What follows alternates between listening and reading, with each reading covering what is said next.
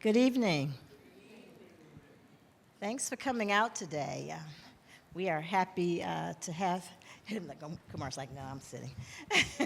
We're happy that you all could come out and be with us today for our Entrepreneurship Speaker Series. And we are delighted to have with us this evening Kumar Arora. Kumar is a serial entrepreneur, investor, and consultant behind many startups and brands. Some of his ventures include Sora Sushi, Ilthy, Futureland, and many more that he will tell you about. His website says he's consistently pushing the envelope on design and innovation, and that much of his work centers on the idea of creating novel products, teams, and scaling brands. His parent company is Arora Ventures, and his parent company provides resources, investments, and consulting services to assist early-stage to mid-sized businesses.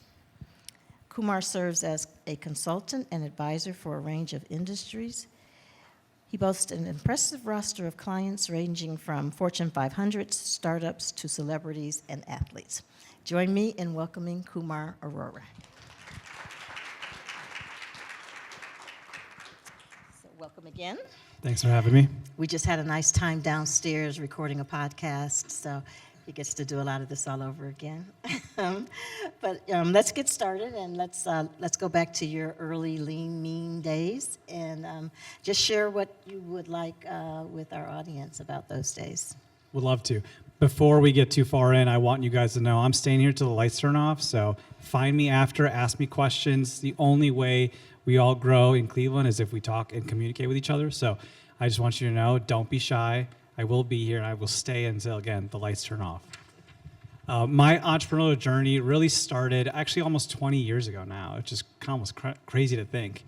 It all started when I was at Ohio State on college campus. At the time, there was no, entrepreneurship classes. I had no idea I was actually an entrepreneur, and I was building and learning, and I was just constantly so curious about just life beyond school. And for me, I just wanted to know what's going on and how can I, commercialize my talents and the work that I wanted to do. And I was just constantly looking at Steve Jobs and then Mark Zuckerberg just starting Facebook, and Bill Gates, looking up these great businessmen who often dropped out of college to go build something. And I wanted to do that. Not saying I dropped out of school. I'm not encouraging that. But it was around 21, 22, nearing the recession. At the time, I was doing graphic design. I was throwing events and parties, working with a lot of different artists and celebrities, some who have now gone on to become very big names like Big Sean, Machine Gun Kelly, Kid Cudi, which was a really great time, to be part business, part entertainment, part marketing. I went on to then, in 2008, during the recession, to not find a job anywhere, and I realized I had to make one. That was what my counselor had told me is, in order to survive, you have to find a way to create some income. And little did I know that was the seeds that I needed to get into entrepreneurship full time. And the light bulb just started at that point. I was like, wow, I've been doing this for 2 years, but I didn't have a full business. I didn't know all the legal jargon and all the business chops that one should know, but I've been dabbling in it, almost like a side hustle. From there, turned my graphic design, your freelance business at the time, into a full-fledged business, now outsourcing, doing web and app development overseas to have clients like Verizon and Coca-Cola by 2010. I then went on to sell that business, and I have been investing and building in Cleveland ever since. My life's work really has been built around community. Whether it's Futureland, my tech conference, or Ilthy, my clothing brand, it's always been built around community first. Even to my civic investments and projects is we will only win together, and whether it's building a brand, building a team, or scaling, a project, it's always been built around the people around me and the community that it serves. Yeah. Actually, his college gigs sound like a pretty big party to me. Machine Gun Kelly, Big Sean, I don't think he was, but if you could party and get paid, I guess that's a good thing too, right? So Arora Ventures, let's start there. And let's talk about that parent company and what feeds into it. Most of my investments in brands, some of which Renee had mentioned, again, they do tie to community, and they are, I would say, largely disruptive here in the city. But the focus and the ethos has really been about finding things that are so disruptive that our market hasn't seen before. That's something that I pride myself in as an entrepreneur, but also as an investor. So all the brands that are housed within my parent company always kind of carry that same torch on how can we change Cleveland, how can we export our projects and products out of our state, how can we build better here in the state. And I've been really fortunate that a lot of them are things you can experience, touch, feel, eat, because that's what my strengths are, right? I like to invest in things that I enjoy. I like to invest in things you enjoy. So I try to create things that we can fall in love with, and whether it's, again, Futureland or Cleveland Kitchen, another investment of mine, or VO Med Spa, one I just recently did in the wellness space. I like to invest in those kind of projects that I can, again, enjoy for myself, but enjoy for others too. Yeah. So when you kind of went through the recession period and you weren't able to find a job, what was the idea or the vision that you had that you thought, okay, if I put my thoughts and resources and talent into this, I think I can make my first dollars here? Like, how did you get from that point to there? It's almost weird when you have talks like this because you're also talking to your younger self, I didn't know that at the time, but I look back on, younger Kumar and what he was thinking about. And in the end, if you are passionate about something, if there's something that you absolutely love to do, the first question is, how do I commercialize this? How do I turn this into something that makes money, right? If you do that, that is the first step towards a business, right? Is commercializing your product and then getting it to the masses and hopefully scaling it, right? And getting repeat customers, right? So if anyone out there is thinking about a business, thinking about a project, your easiest answer is, what do you love, right? What are you passionate about that is not necessarily money making, right? When I think about even before college, even when I was in high school, I dreamt of owning a video game studio and developing video games, right? Never been done in Cleveland. Someone's got to do it. It's still on my bucket list. I will do it one day. But when it comes to your passions, if you are passionate for something, in much case, like for me in video games, I will always continue to think about it, right? And I will probably think about it until my deathbed, where how could I do it, right? And I encourage that for you too, is think about what you can do and what you love, because you will always ask that question until you do it, and that's the easiest way to start a business. Yeah. So how many of you have taken our Discovery Track class? Show of hands, how many of you? So in that class, we talk about turning your passion into profit. And that's, for folks that have an idea or have been thinking about something and been sitting on the sidelines or wondering, how do I commercialize this thing that I like to do, that I love to do? So that, hearing you say that makes me know, Rana and Suzanne, that we are on the right track with our Discovery Track in terms of talking about turning your passion into profit. A lot of times folks are asking us as they're coming through our program, what do I do to get myself in front of folks? And I read somewhere where you said have a story, have a story to tell. You want to expound on that a little bit? Yeah, we talked about that during the podcast. I said that nearly 13 years ago. This is before Instagram blew up, and the way social media and the internet works, it was still so new when that happened. You really, at this point, cannot hide behind your company logo, right? If a CEO does something bad, we can tweet at them and say something. So much has changed in our world where, leaders of our community or business have to stand next to their company logo and what the company stands for. And that really is the basis of why I thought having a story is important, because now more than ever, you have to tell a story to convince them to buy from you, right? You is a personal thing. A company does not create a story per se, it is a person, right? Human elements are now part of the business persona, right? We can almost envision what Apple would look like if Apple was human, right? Because we think we can know what the product looks like, we know what they believe in, right? And that is what storytelling really is. And I think that every one of you here has to think about those new changes of business, because the consumer has gotten smarter, unfortunately, right? Again, a good product is one thing, but a great story is another. And I think that when you combine the two, you become a very powerful force. Yeah, that makes me think about how we see folks on TV and we hear their messaging and we feel like we know them. We think we knew Steve Jobs, or, we think we know LeBron, it's like we know them, right? But it's just how well they have marketed themselves and how well they have told their story. Yeah, and those are great case studies that we can look back on. And again, that's something that they knew to do intrinsically far before someone told you on Instagram to do those things, right? Now it's a common practice because they have done it, but there are people who have been doing it, I think, since the 90s and have gotten very successful. We can even look back even before that of just spokespeople and owners of businesses who really took it upon themselves to carry the torch for their brand just as much as, the company does. Yeah. Let's talk a little bit about how we take that branding and we use Instagram and social media to further promote our businesses and in this fast-paced environment that we find ourselves. What would you advise this audience to do in that regard? We're in an ever-changing world. Social media changes every year. In fact, we don't even know what's going to happen at this point, right? One day Twitter becomes X, another day TikTok is banned, right? So we're in a very interesting times with social media. In fact, I still think it's still pretty early. We don't know where it's going to go.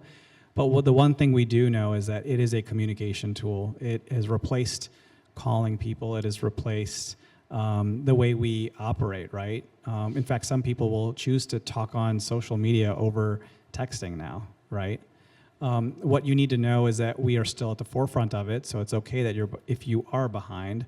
But the big thing is you have to take this communication tool and know how to leverage it. You have to know how to maximize it, right? You have to understand its purpose, right? The purpose, again, diluting it down to communication, but it's also being authentic, being yourself.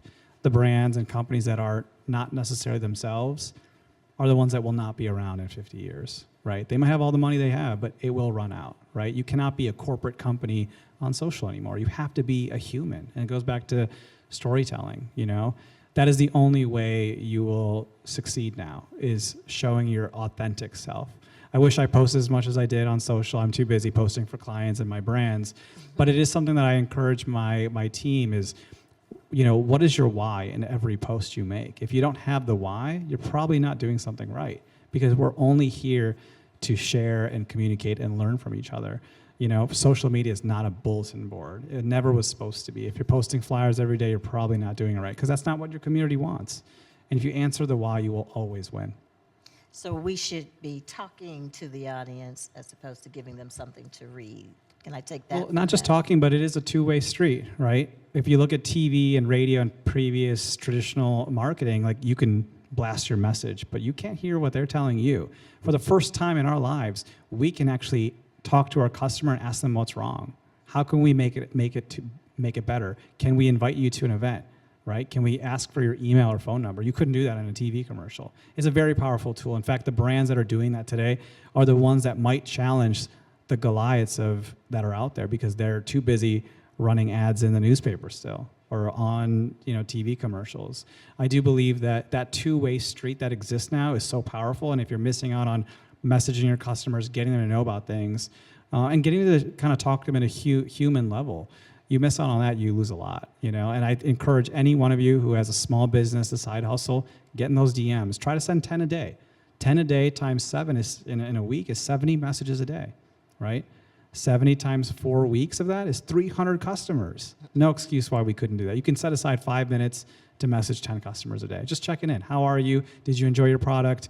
What can we be doing better, right? And just keep that communication going. That's how people fall in love with you.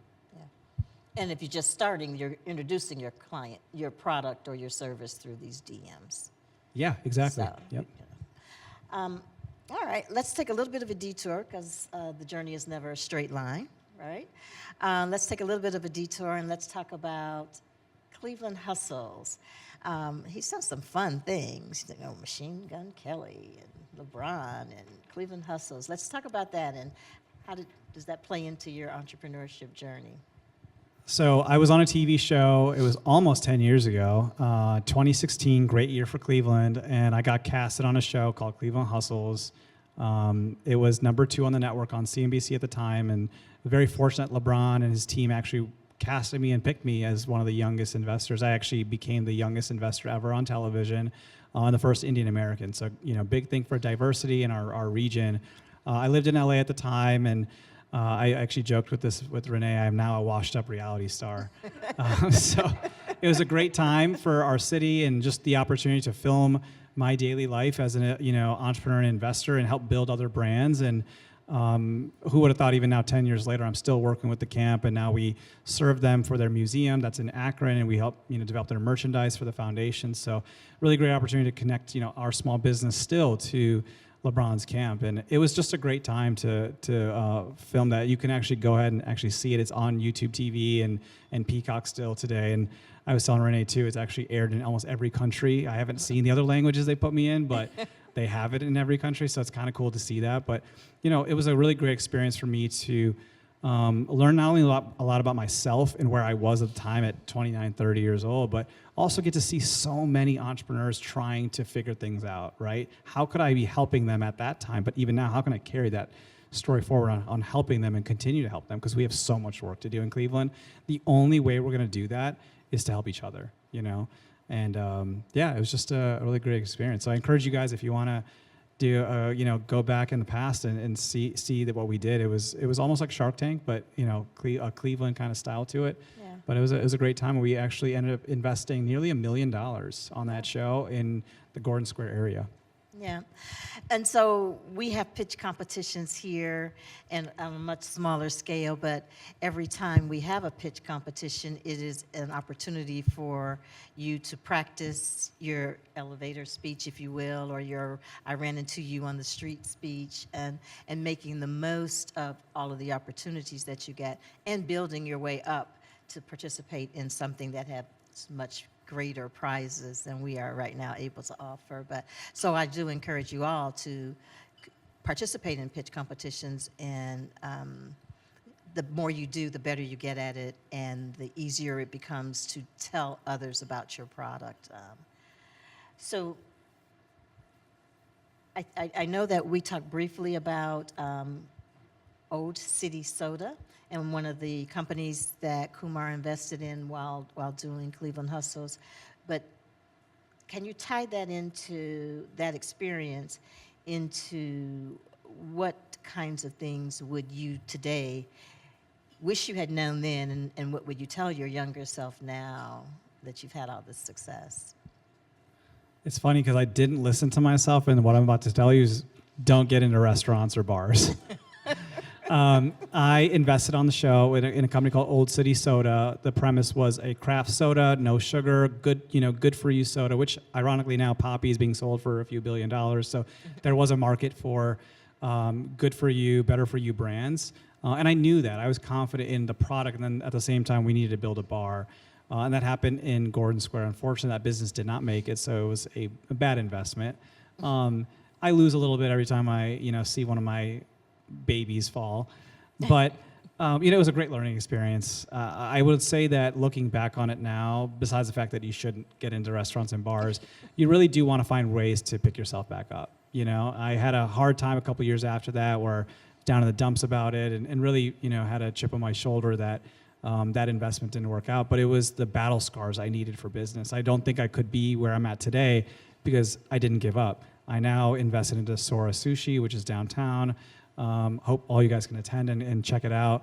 But that is something that I invest into and is in the exact same space. I also then carried on and made investments into CPG.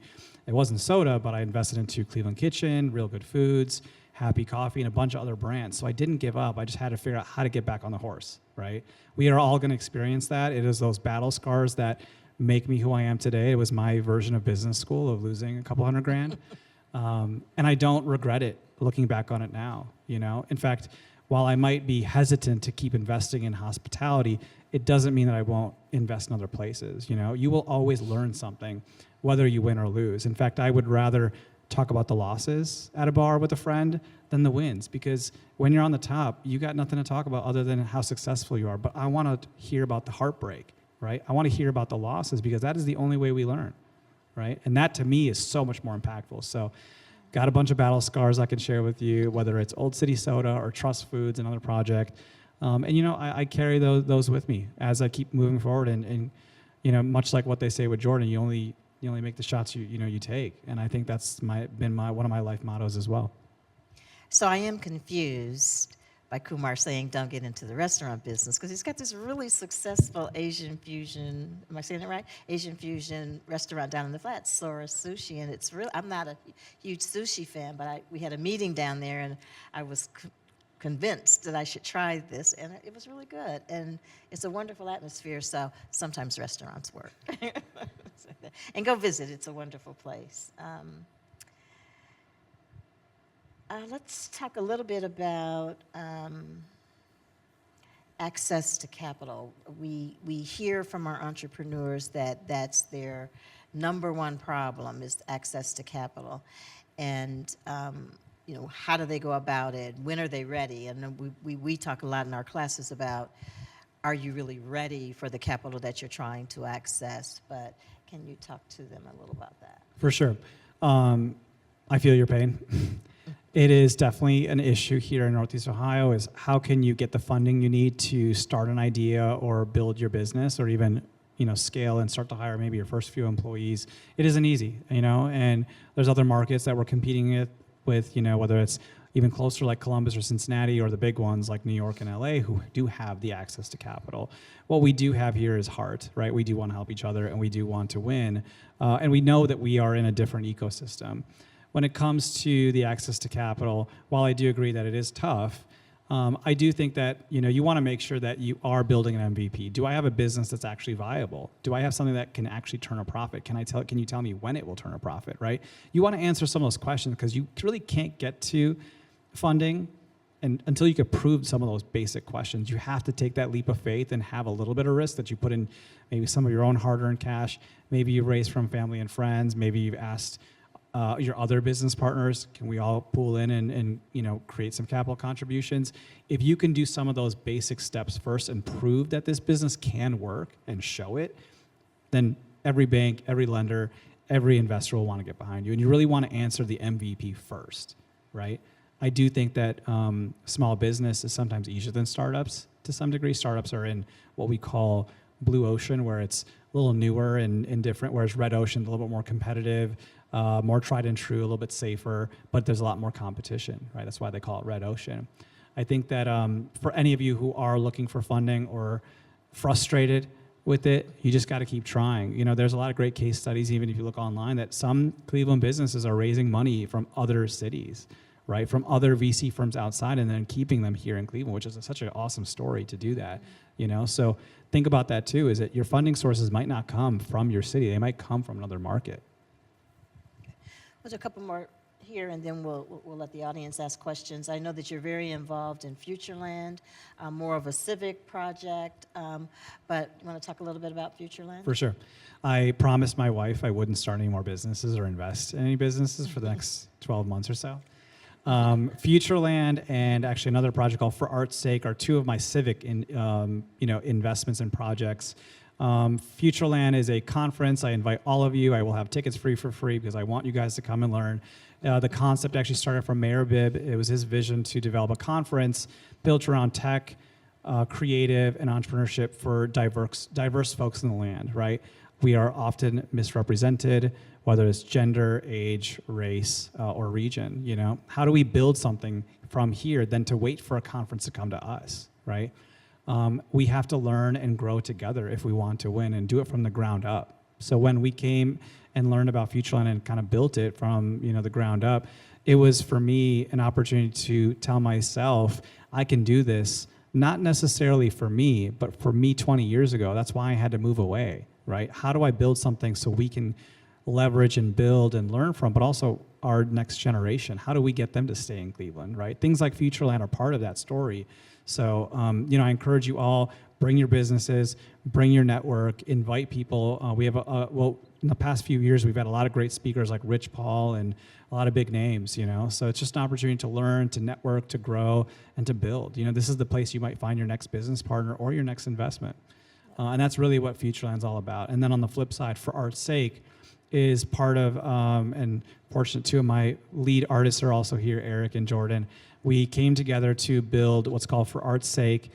It was part of the Transformer Arts Fund that came out last summer. We were actually the winners of that. So there's 7 of us that have won.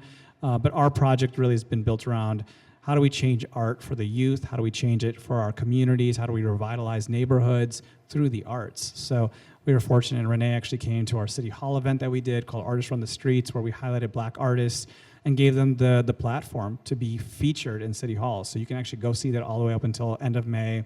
We're doing a lot of great work, so it's easy to find us. It's just Futureland CLE on the Futureland side, and then For Art's Sake CLE on the artist side. So I encourage you guys to not only just think about business, but how can we change our communities? How can we change our neighborhoods? And how can we uplift each other, And for me, where I've gotten in my career, I now owe it to myself and my younger self to find ways to give back beyond business. Thank you. So I think I'll leave my questions there, and let's open it up to the floor, and anybody that has a question that you want to ask. Step up. There's a mic right behind you. Can't hear you. Speak up. There's a mic.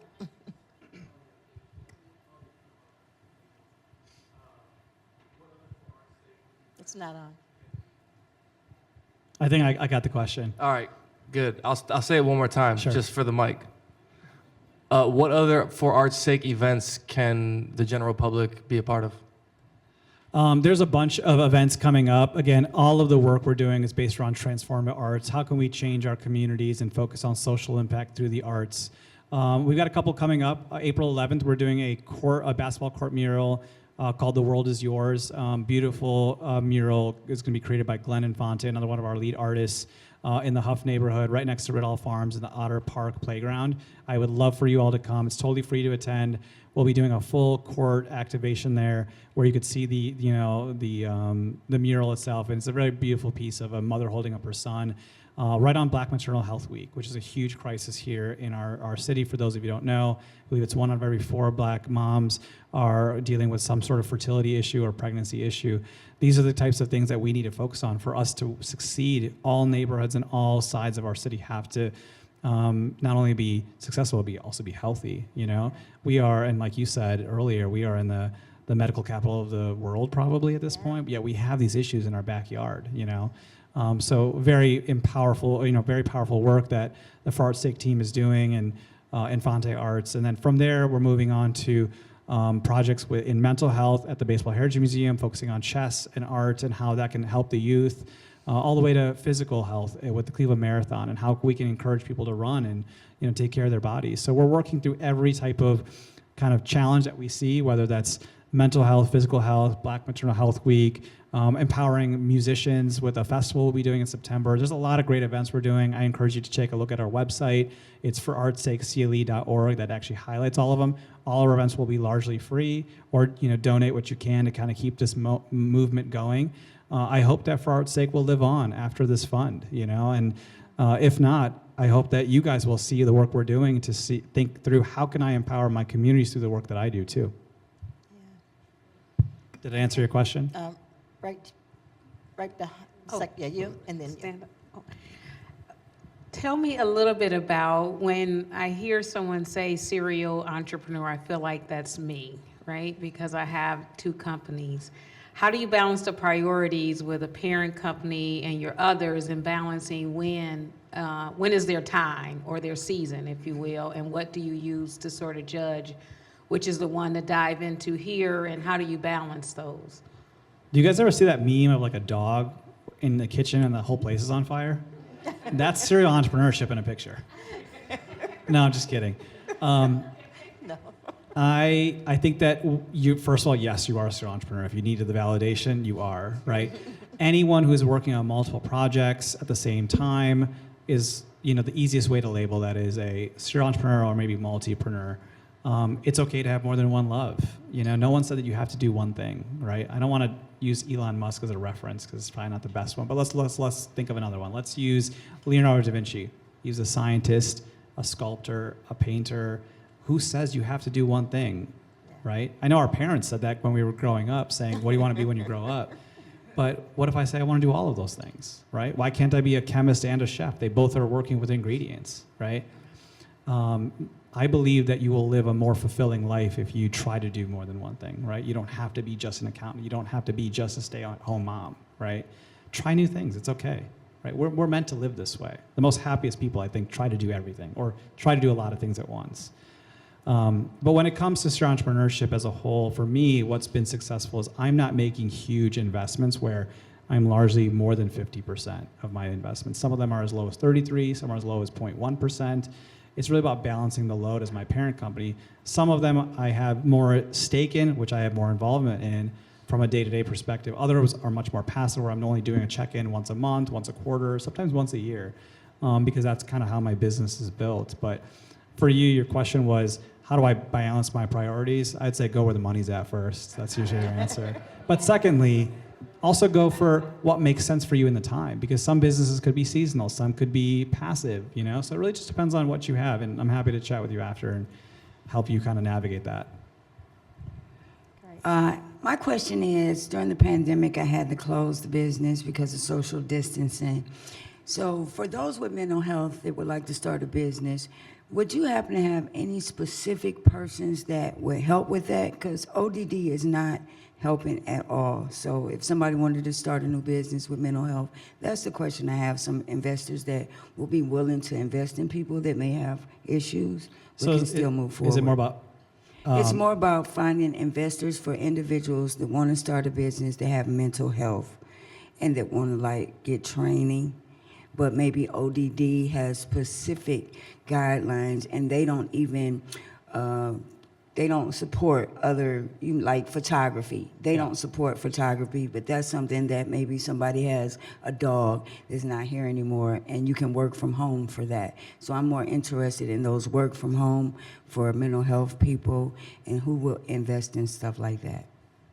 I don't, maybe Renee, you know some of this. I don't know of any programs that might exist. I'm sure there are things, but you know, we're in a world with at least the internet, with the abundance of technology, you know, to be able to learn things. I think that our world is becoming more remote than ever in some ways, and I don't think that's a bad thing. I think that it's possible one could create an income without necessarily having a brick and mortar that might close down, like you said, and the opportunity to learn a new skill, pick up something, work remote, even things like Upwork and Fiverr, which are more on the small side about the service gig economy, do exist today, which anyone could really pick up at this point and offer a service and then continue to optimize and get better, right? So to your point, you know, I don't know about the programs per se, but my default answer would be the fact that, you know, when I started, I didn't have YouTube. YouTube didn't exist. I couldn't just look something up to learn it, right? We now have that ability, right? I think that you know, in your case, you know, things are at your fingertips to some degree. You know, if they're not, I know there are resources to be able to get to a computer and learn that stuff. And I think that, you know, within the right community, you can find that too online. You know, of how do I learn? I actually spent some time on Udemy. It's a great resource, much like Khan Academy, where you could take a quick course for $50 to learn social media marketing, right? And I've taken a couple of those courses early on some more complex things I wanted to learn, and I don't think I could have done that easily. Yeah, it okay. sounds to me that like that is something that needs to go through a nonprofit organization, and that you need to write grants for. And so I would suggest you look at our foundations, or it's probably not the best environment to look at government grants because those are being pulled back, but look at some of the private foundations would be my suggestion for that. All right, thank you. Mr. Mayor. The other day I saw a quote, and it's just sticking with me, and it is, "Vision is the art of seeing what is invisible to others." So I know in your journey there has been situations where people did not see your vision. Where do you get the inspiration from, and how do you shut them down so you can keep moving forward? Did you guys hear that? Let's say that again for everyone. Okay. Just the proverb or the quote. The quote, "Vision is the art of seeing what's invisible to others." So you're looking beyond, you can see something that other people just basically have no idea about, but they're going to tell you, no, you can't do it, you can't do it. So what's your inspiration? What keeps you motivated to say, I don't care, I'm going to do this? You're going to have to be relentless. If you're a business owner, you have to prove a lot of people wrong. You have to fight the odds in a lot of ways. You have to be a little crazy in entrepreneurship, right? Walt Disney didn't start Disney out of nowhere. You know, he had to fight the odds to create the first cartoon in 1926, right?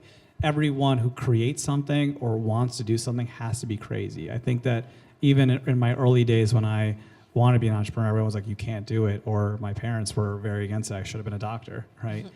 Right, I looked the part. But it was me and my persistence and determination to say, no, I think this is a viable path, right? You have to ignore the haters. You know, you have to keep your head down. I think that's a big thing. You know, if you look up or read the comments, read too much, I think that'll distract you. But I think that applies to a lot of aspects in life, right? Focus is important, right? What is important to me? What is important to my family? What is important for my wealth generation, my retirement? And if those answers can be answered through business, if that's what we're talking about, then do it. No question. That's your answer, right? The doubters will always be there, no matter what. You know, doubters will be there until they eventually realize, and then they become your customers. I think we also talked about you have to have a certain level of risk tolerance. And, you know, you kind of have to just look past, is how big of a gamble is this? Or, am I willing to take the gamble when others don't see it? Am I willing to take on that? You can't be risk averse and be an entrepreneur. Hello. One more thing. I got one more thing for you. Businesses are built with teams. Your entire team also has to be crazy too, right? Vision is shared to other partners, other colleagues, employees. We all have to be crazy together, right? SpaceX or Apple wasn't built by one man. It was built by teams who all went crazy, focused on one thing. I think I share that craziness, or I impart that craziness onto my team when we are so committed to a project or want to get there. That is something to think about. Your jobs as leaders, or even when you work with your colleagues, is to share that craziness and share that vision, right? Because if we all swim in the same direction, we will make change, right? So that's part of it too, is vision has to be transferred. Otherwise this won't work. Hi, my name's Cameron. I'm a current student, and I'm starting a new business in the pet services and dog walking industry. My question is, what was your approach to hiring and training your team, and how did you grow that community? Because I think that's really important. And I'm just wondering, how did you get your people around you?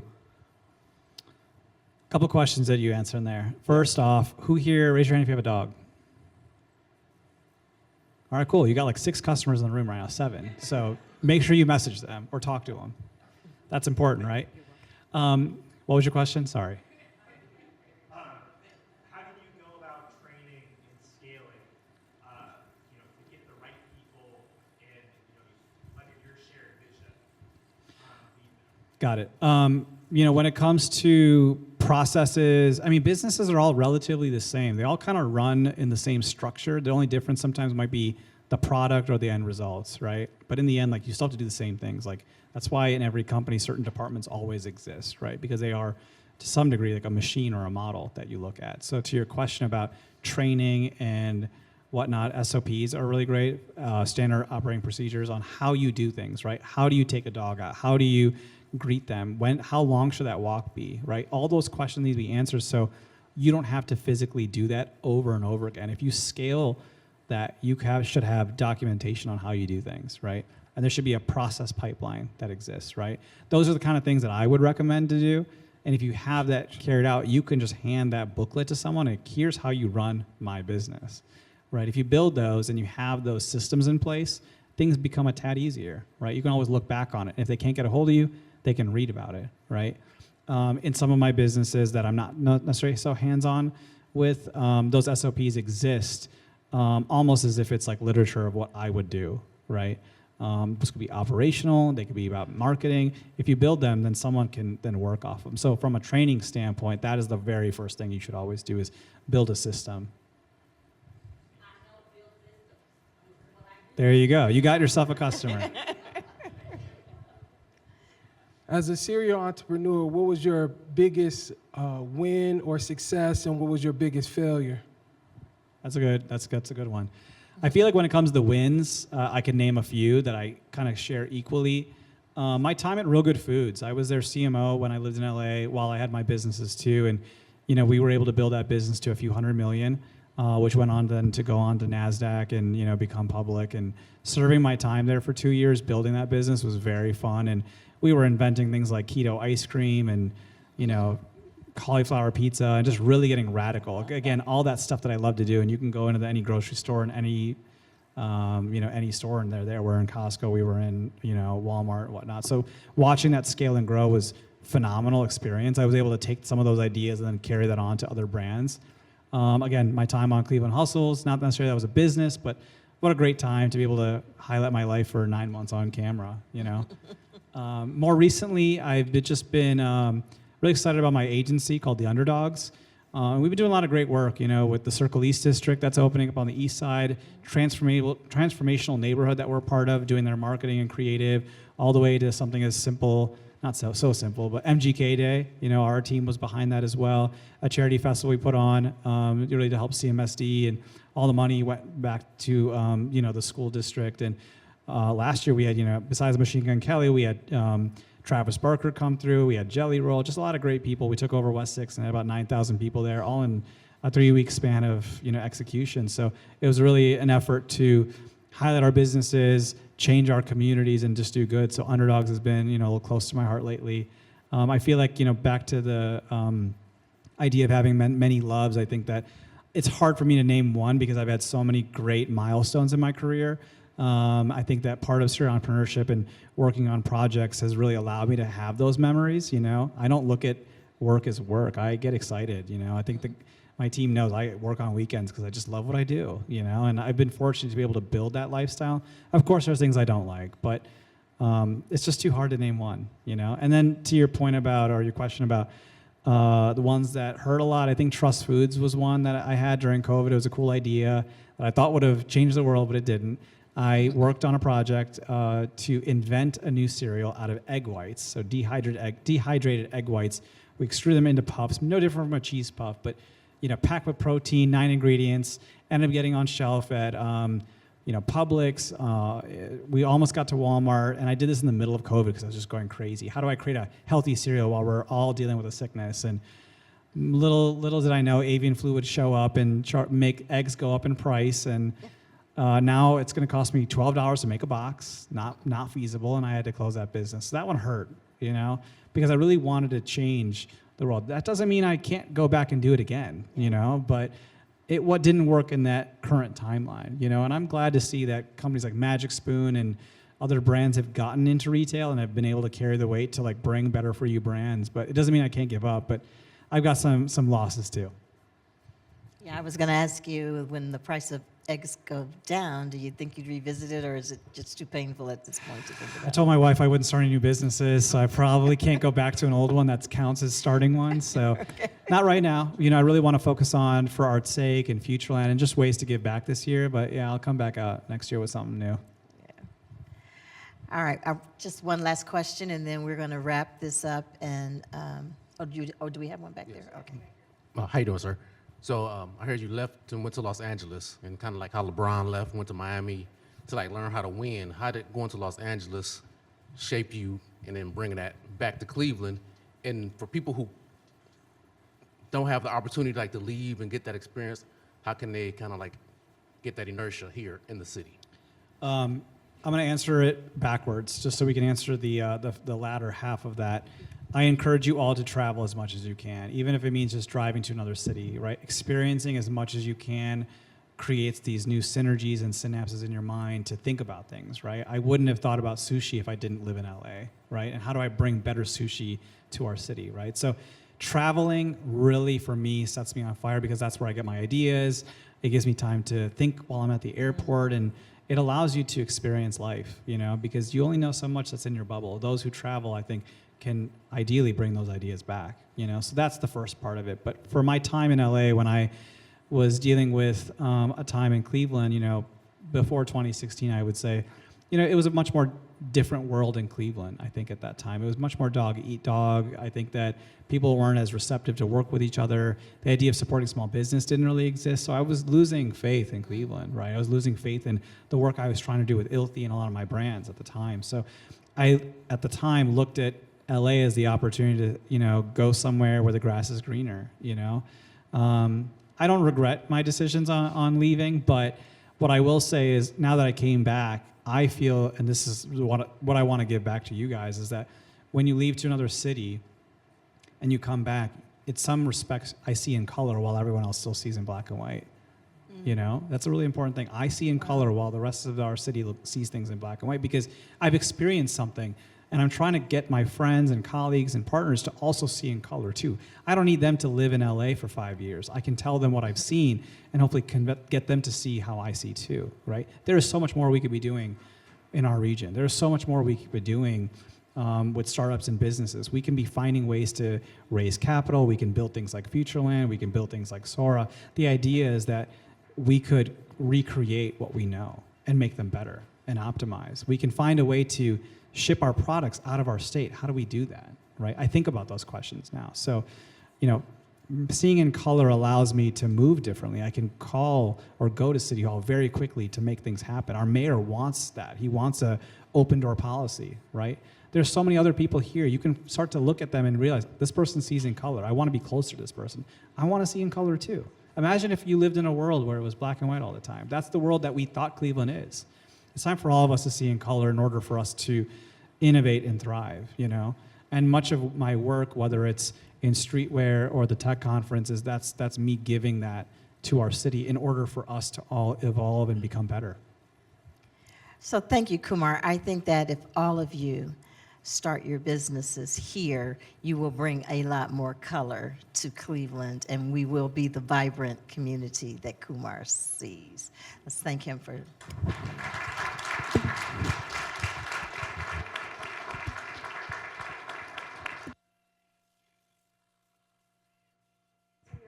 Yeah, I'll stick around. So feel free to just find me and let's network. Feel free to add me on Instagram or check my website. It's just Arora007. It's pretty easy. Just first letter, last name, 007. I love to communicate. I love to help each other. LinkedIn's a great platform for me as well. So, if you don't want to talk about your business in front of me, we can always talk online as well.